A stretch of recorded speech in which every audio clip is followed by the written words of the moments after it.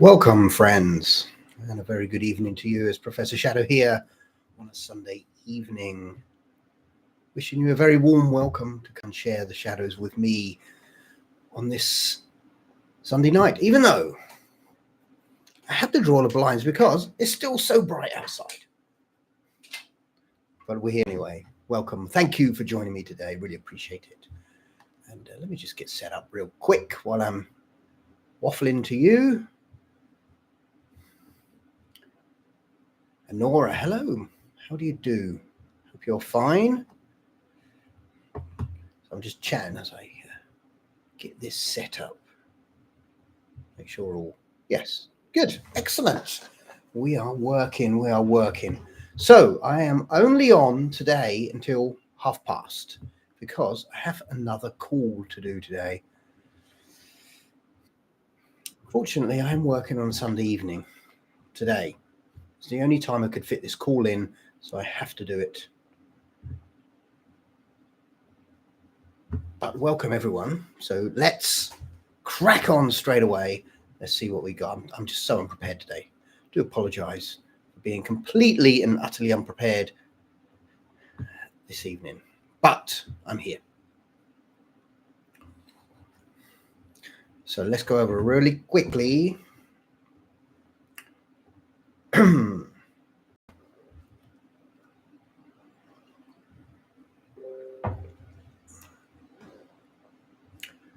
John is visiting his relatives in California. Nice. Greet all of you on his behalf. I hope he's having an amazing time. So here's what we got up to. This week, I managed to get part 7 out after our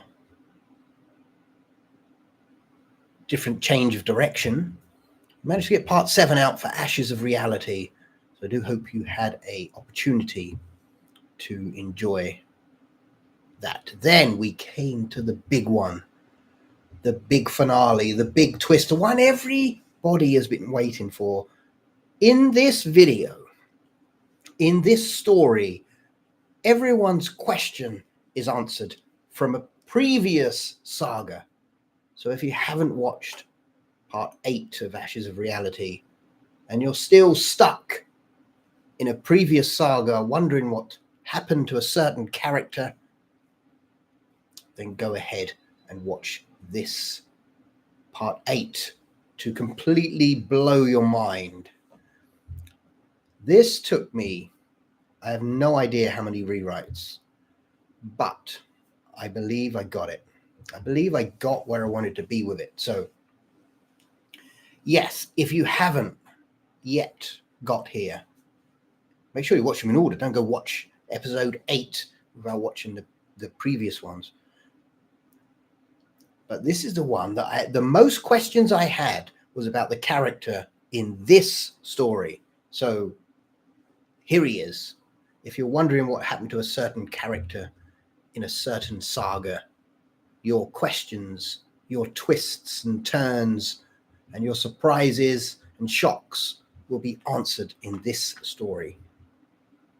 So I'm doing one more. I'm only going to episode 9. I'm not going to episode 10 in this. I'm going to episode 9. We're going to finish on episode 9. So we've got one more to do in this, which means after that, I'm going to head back down and complete these ones, which we've still got to save Sarana from the Ghost Realm, which I'm playing with anyway.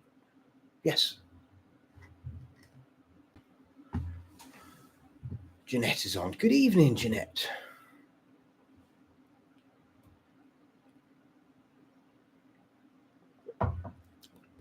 Again, thank you all for joining me here as Professor Shadow. And we're just on here Sunday. And I am only on today until 7:30. For me, in the United Kingdom, that is 7:30, because I do have some work to do. At 7:30, I have another call to take straight away. At 7:30, I have to do a call. So I'm going to jump off at exactly 7:30. Love number 8. Yes, absolutely. My goodness. You have now, you know what I'm talking about. Jeanette. That piece at the end, I struggled with that so much. First I put it in one way, then I put it in another way, and then, oh my goodness, it was tricky. But finally, I came up with that ending that you saw, which I believe was the best version of the ones I came up. I believe it was the right version. So that in episode 9, the finale, which is the end, not the end, it's never the end, but the end of this saga to finish off, we're going to complete the whole cycle, complete the circle. And yes, but there's still more twists and turns coming, don't worry. I can't wait for you to see this. I love it. I love the ends. I love that you've put the effort in. You've gone through the whole story. You come to the end and you think, okay, let's put this to bed. It's over. No, it's never over. There's always going to be a twist. There's always going to be a turn. Just bear with me. I'm just so I have this call at 7:30, and someone's just messaged me. Yes, I am there. Sorry. You did right. Don't see how. Yeah. Yeah. I have. Yes, there's I haven't finished the story, but how I create is I'll create like the drafts for each chapter. So episode 9, the draft. So it's like a small idea of what's going to happen in that chapter. And so I've completed that. I need to finish up writing it from that. But what I've got, I really like. And Nora, thank you so much for your donation, your super chat. Really appreciate that. Thank you so much. Yeah, you thought they were going to live happily ever after.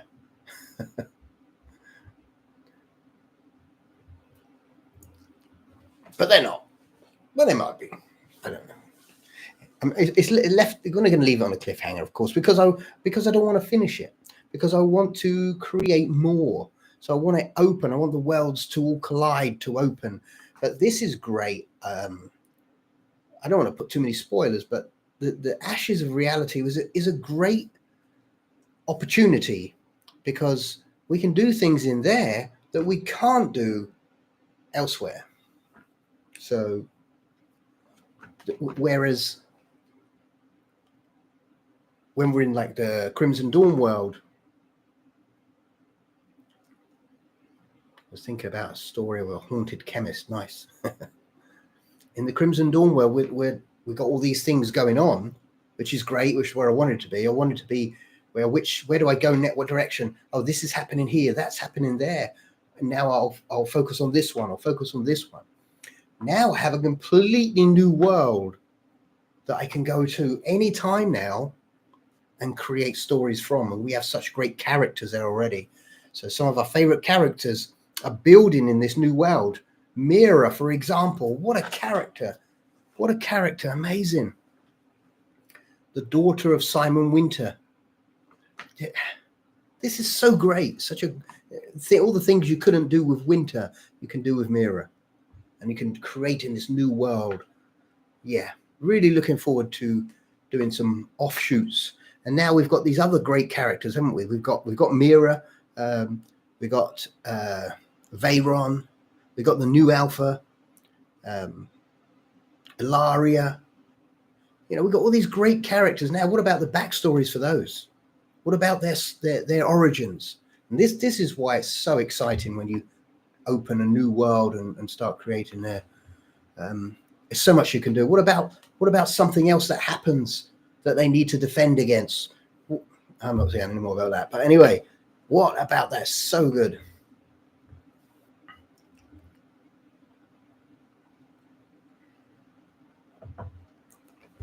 Yes, I'm really pleased about this new world, and hopefully you notice we kept it separate.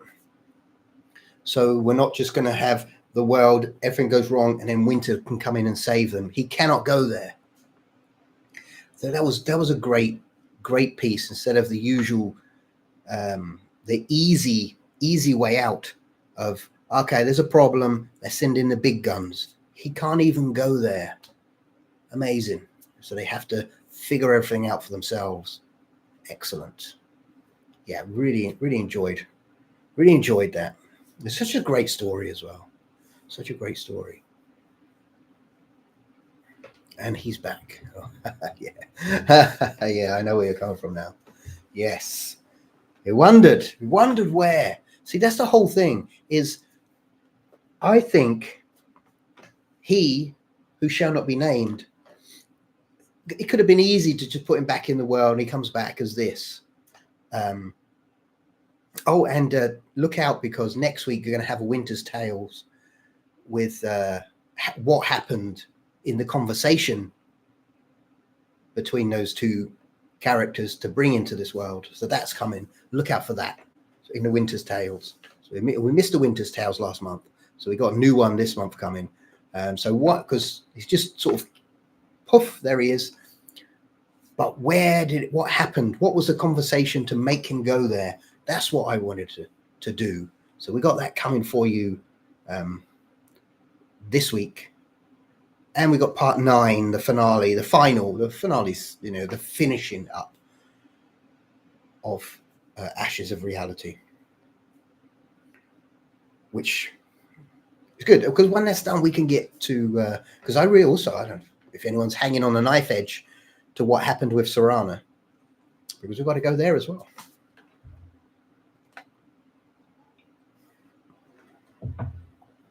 I'm looking forward to that. Looking forward to finishing up and saving Sorana, of course, one of our favorite characters, Sorana.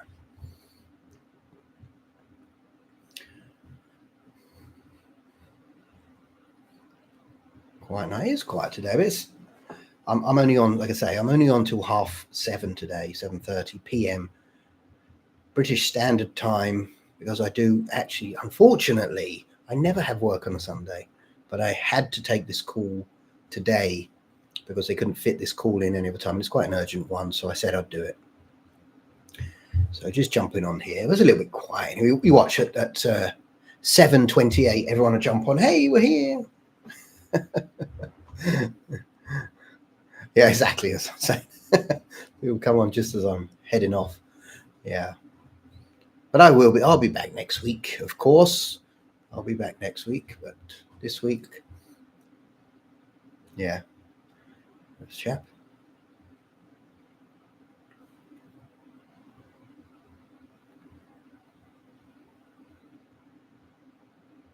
Oh, James Jackson, look at this. He's way ahead of the curve here. Look.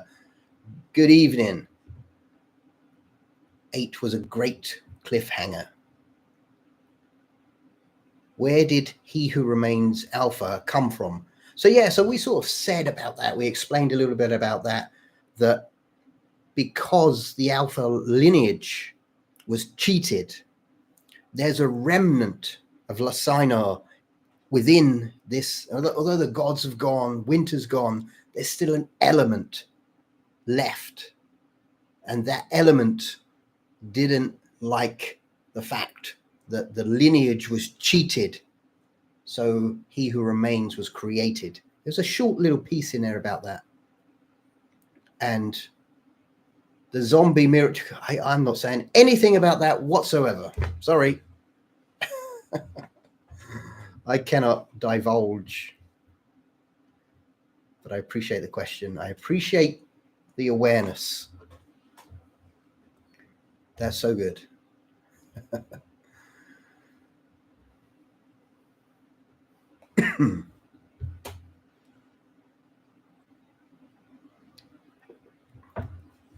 And hello, we'll do a Frankenstein-like story. Frankenstein, oh, that'd be an interesting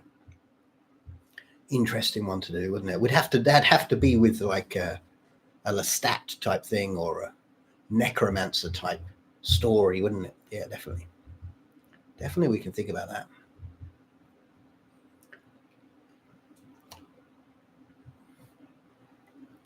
You have a lot to work with. Yes, that's the thing. I have so much to work. So great. It's nothing better than, I mean, I can literally, if I wanted to, sit here right now and go, okay, I'm going to create the next part of something. I have so many open-ended stories, which is great. I like that. Instead of trying to think, oh, I don't know what to do, I've created a world. So I was speaking to someone, a friend of mine that runs another YouTube channel. I was speaking to them, and the first thing I was saying was about content. And I said, well, I have no issue with content because I've created my own type of world, a Shadowverse, and it's really unlike any. There isn't anything like my channel, so which I'm really pleased about. There isn't a channel like the Professor Shadow channel. It's new, so you know it's a little bit different, very nichey. So you obviously have to like what's going on here. It's not the traditional, true stories and true camping stories and things like that. When I started to do a few of those, but it really didn't tick my box. So I really wanted to more be the create the universe with these powerful characters and these story arcs that could go on for forever, really. So yeah, so that's what we're talking about. Thinking for maybe witches, necromancer. Yes. I can't. I'm not going to say too much. I'm not going to say too much because I really want you to watch episode 9, of course. And I can't. For me, I love. You obviously know. I love the twist. I love you're watching something, and all of a sudden you're like, "My goodness, I didn't see that coming." I didn't see that coming. I love that because I love that myself. If I'm watching something and something really major happens, and it takes me back, and I'm like, I didn't see that coming. That really gets to me. I'm like, yes, I really enjoyed that. I don't want to see it coming. I want you to surprise me. I want the story to guide me in a direction and then completely open the door to another direction that I didn't see coming. That's when you know. And when it happens, not just random, but it happens for a reason. You're like, my goodness. Yes.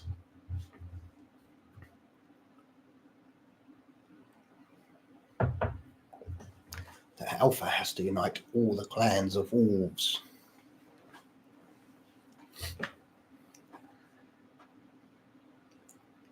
He could do that. He's powerful enough. He definitely could.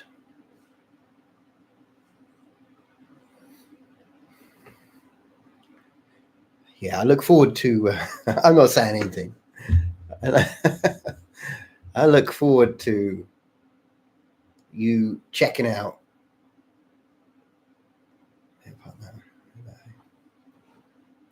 I'm looking forward to checking out part 9 when it comes out. I am looking forward to that.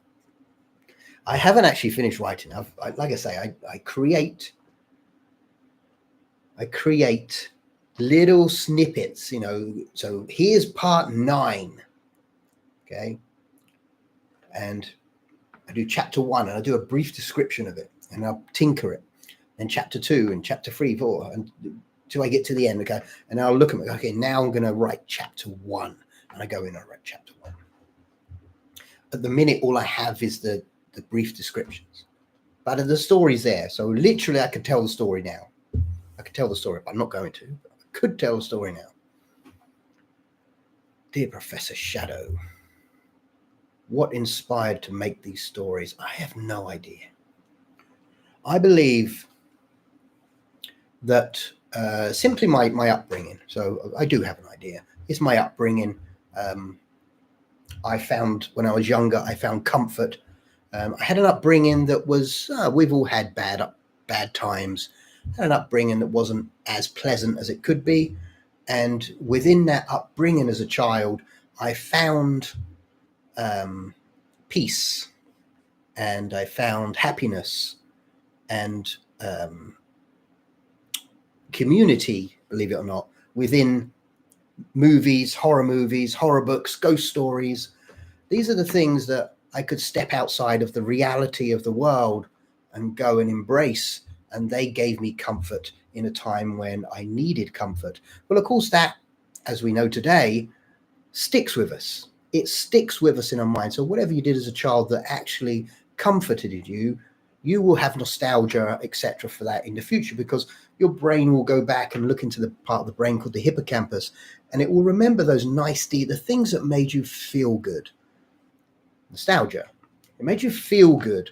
So now I understand it can go back in there, and that I pull from that. And so when I start creating, I mean, when I was a young kid, I had like a little cine camera, and I was making stop motion stuff.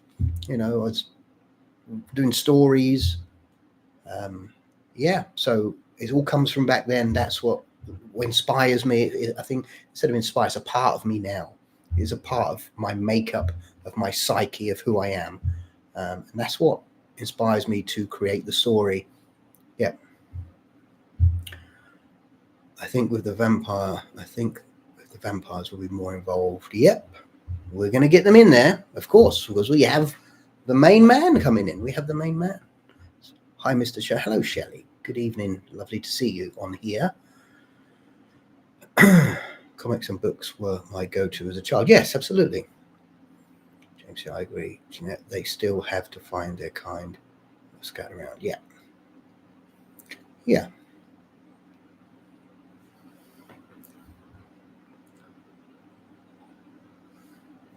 When I was a kid, I had all like the posters, the Fangoria magazines, the monster movie magazines. My goodness, I tell you what I had, which I'd love to get again.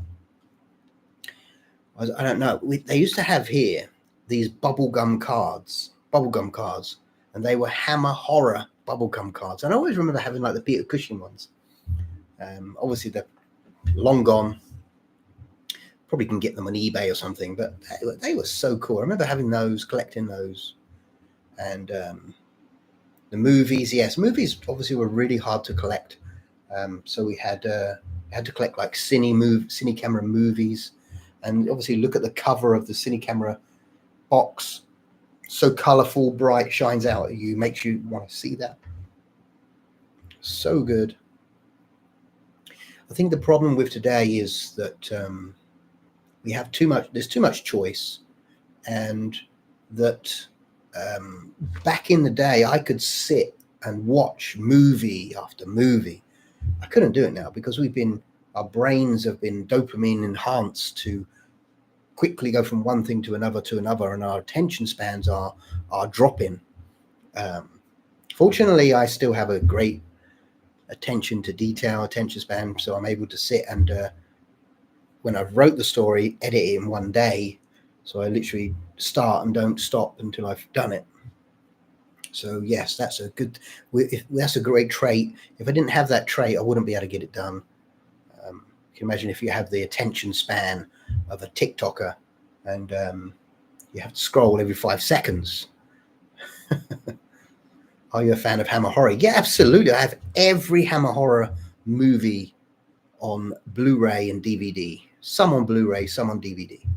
Yeah, absolutely. I used to have them on VHS, but now I exchange them when they come out. And I actually got the Anchor Bay versions of all of the Hammer Horror ones, which are the absolute best ones, because so every DVD has a second DVD in it, and that is like the making and talking about it, etc. Plague of Zombies, I love. Yes, I love Plague of Zombies. It's a great movie. Good movie. Hammer Horror, my favorite Hammer Horror. I'm going to think, what is my favorite Hammer Horror? Hammer Horror. Let's think what we got. What Hammer Horror?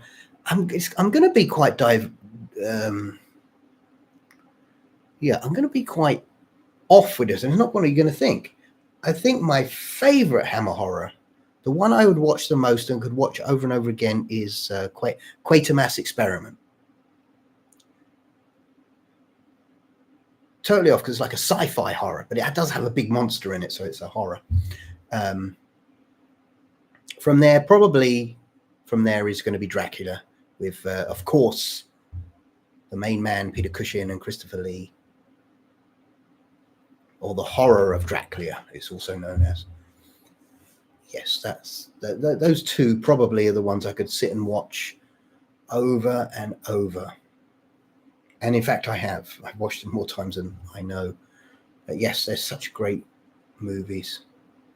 And once again, it's like I put an image out the other day. I got AI to draw me. It didn't look like me, but draw me with Peter Cushing, and that was a really great image. I like that because I remember being a child, a kid, young kid. I don't know, maybe 10 years old, 11 years old, something like that. And Peter Cushing was my friend. You know, he was like, not in real life, in my I used to watch his movies. Like, yes, he's like my hero. So we watch movies today, and we have famous actors that we see as our heroes. He was the one that I liked him so much, and not because he was tough, not because he was powerful, but because he was so gentlemanly like, and with that gentlemanly like, that soft gentleman persona, he put that to win his victory. I loved it. And then you watched him in movies like The Curse of Frankenstein and The Flesh and the Fiends, and my goodness, that he used that gentleman persona and it was evil. My goodness, that movie is so good. So good. The Curse of Frankenstein. And is it Curse of Frankenstein? Frankenstein Must Be Destroyed. That's the one. Sorry, Frankenstein Must Be Destroyed. This one. My goodness.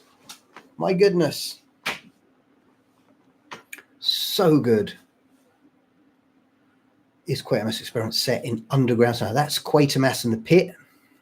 That one's in color. The Quatermass Experiment is like a black and white one. It has Brian Donlevy in it. Brian Donlevy. And yeah, I don't know what it is about it. I believe it's because it's in black and white that really pulls the atmosphere in for me. That's why it's probably one of my top Hammer ones I love the most. I do love that one. Love that. And but anything with Peter Cushing in, I'm all over. I'm all over it. I could, if it came on, if I was although I don't really watch TV, I watch YouTube.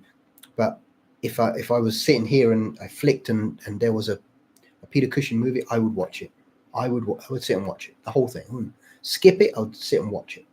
So that's how much I enjoy, and that's what it's. You know, that's how much pleasure they've brought to us. Yeah, Quatermass Experiment is the one where the rocket comes down. There's Brian Donlevy in it, and it's got some famous old actors in there.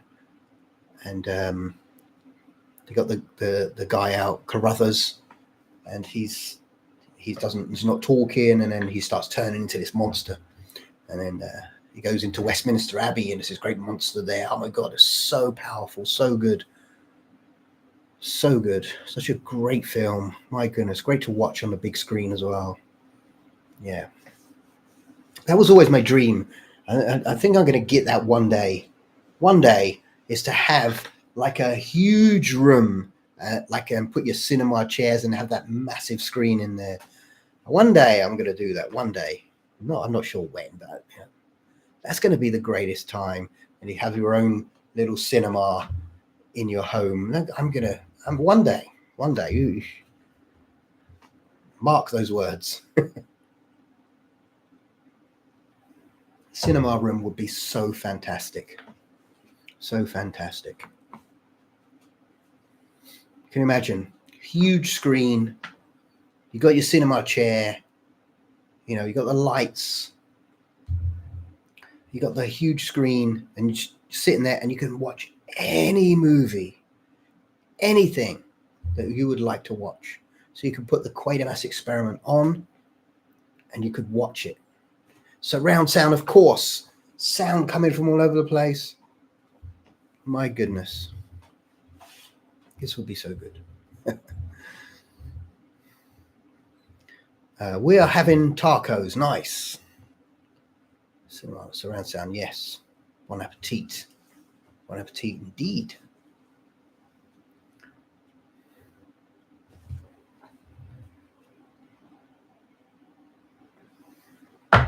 So, friends, as I mentioned earlier, I'm only on here today until 7:30, which is pretty much in 2 minutes. Because I do actually have to have a call today. I don't normally do a call on a Sunday, but this is quite an urgent call to help somebody, so I do need to jump off. But I will be back next week, don't worry. I've had a message from them, so they're coming to the call, which would be great.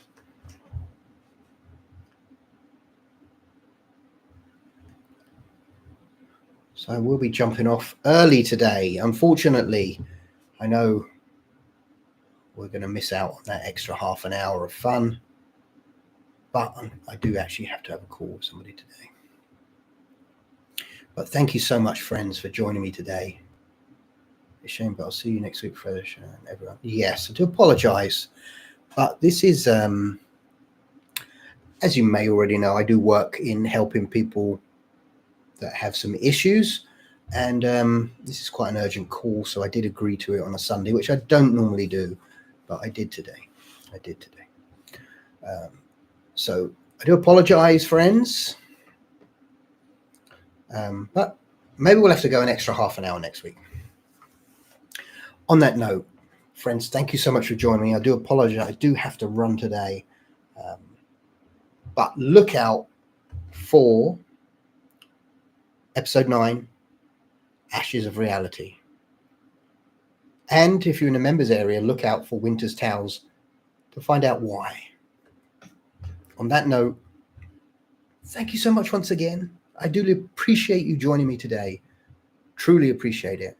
I love our chats, and I'm upset that I have to go, but I do have to help someone today. So thank you once again for joining me, and I will see you all next week. Take care, my friends. Goodbye.